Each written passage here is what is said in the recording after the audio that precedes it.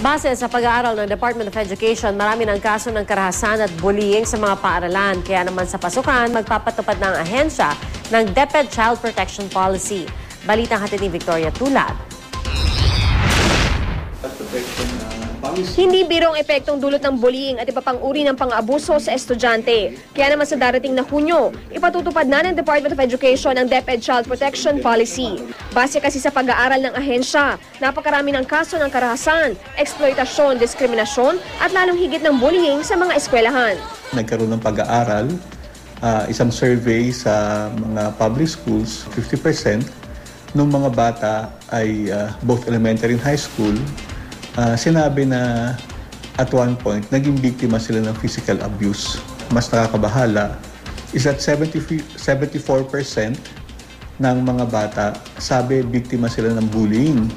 Ito raw ang unang pagkakataon na naglabas ang DepEd ng polisiya para pigilan ang mga pang-abuso sa paaralan. Depende sa bigat ng kaso. Maaring matanggal sa trabaho ang guro at masuspende naman ang estudyanteng nang-aabuso sa kapwa mag-aaral.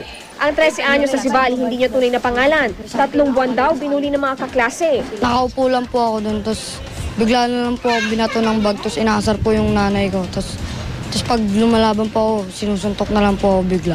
Tinatago po yung bag ko, tapos pag tinago ko rin po yung bag nila, yun po, pagtutulungan na po nila akong lahat. Wala raw laban si Val sa 8 kaklaseng di hamak na mas malaki sa kanya, kaya't minsan ginusto niyang huwag nang pumasok. Minsan po, tinatambad na rin po ako pumasok. Bakit? Kasi po, baka po gawin na lang po sa akin ulit yun. Nagsumbong ka ba sa teacher mo? Hindi po, kasi po, pag nagsumbong daw po ako, abangan daw po nila ako sa labas ng school. Isa raw sa mga problema kung bakit maraming bata ang lumalaking traumatized ay dahil hindi nila naikukwento ang mga pang-aabusong tinatanggap sa paaralan. Kaya naman sa pamamagitan ng bubuing Child Protection Committee o CPC, umaasa ang DepEd na matulungan ng mga estudyante at masolusyonan ang mga pang-aabuso.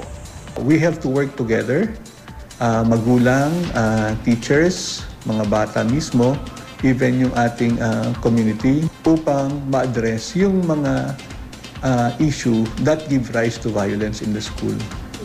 Victoria Tulad, GMA News.